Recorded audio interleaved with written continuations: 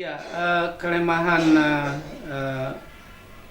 yang bisa kita lihat di dalam pemilu kita sejauh ini adalah yang pertama, memang pilihan-pilihan kebijakan tentang kepemiluan, misalnya mengenai sistem pemilu, mengenai dapil, mengenai segala macam, itu dilakukan atau diputuskan secara politik.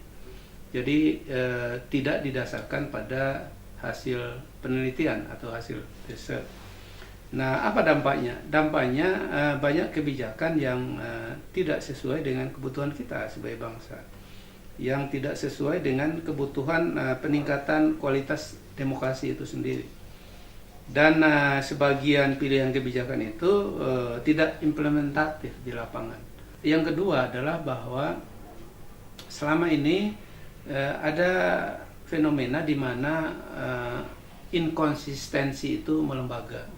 Maksud saya adalah bahwa kalau kita konsisten bahwa ketika konstitusi itu diamandemen, pilihan sistem politik adalah sistem presidensil, mestinya semua elemen sistem politik didesain untuk mendukung itu.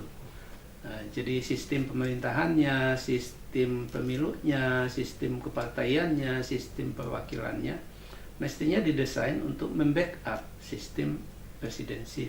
Jadi riset yang akan dilakukan oleh ERI itu lebih fokus pada kebutuhan KPU akan suatu pilihan kebijakan tentang kepemiluan.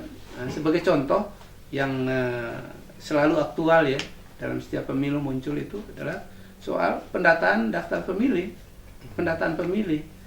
Nah, sejauh ini tidak ada riset yang sungguh-sungguh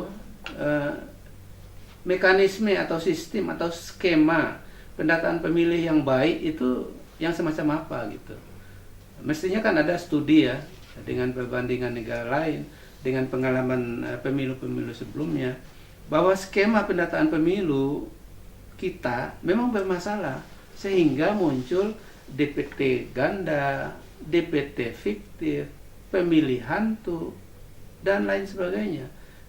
Banyak pemilih, hitungannya mungkin nasional itu bisa jutaan, yang secara faktual yang bersangkutan sudah meninggal, atau sudah pindah tempat tinggal, atau belum memasuki usia memilih, masih bayi.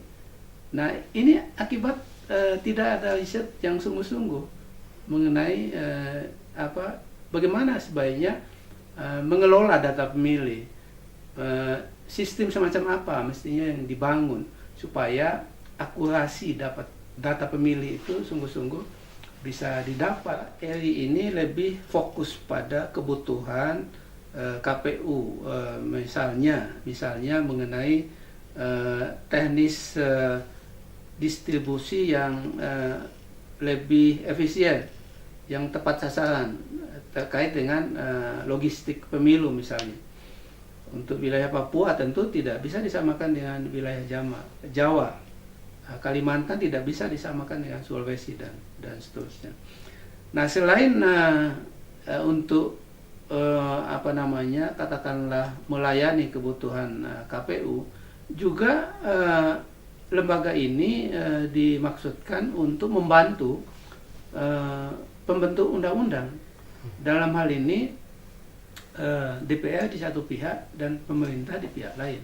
Sebab bagaimanapun kita ketahui pilihan-pilihan kebijakan strategis mengenai kepemiluan itu diputuskan di tingkat dewan dan presiden, di tingkat legislatif ya, di tingkat pembentukan undang-undang. Nah, masalahnya adalah bahwa tidak ada institusi yang secara spesifik melakukan kajian mengenai kepemiluan yang bisa dipakai oleh pembentuk undang-undang sebagai acuan. Jadi ERI ini memang dibentuk untuk membackup KPU khususnya dan penyelenggara pemilu umumnya supaya mengelola pemilu atas dasar hasil riset. Jadi memutuskan sesuatu pilihan kebijakan atas dasar hasil penelitian. Jadi dengan demikian tidak lagi didasarkan pada common sense atau asumsi-asumsi yang dimiliki oleh anggota KPU atau penyelenggara pemilu pada umumnya. Dan selain itu tentu saja adalah untuk mendukung pemerintah dan dewan dalam menghasilkan kebijakan kepemiluan yang berpihak pada kepentingan bangsa kita tentu saja.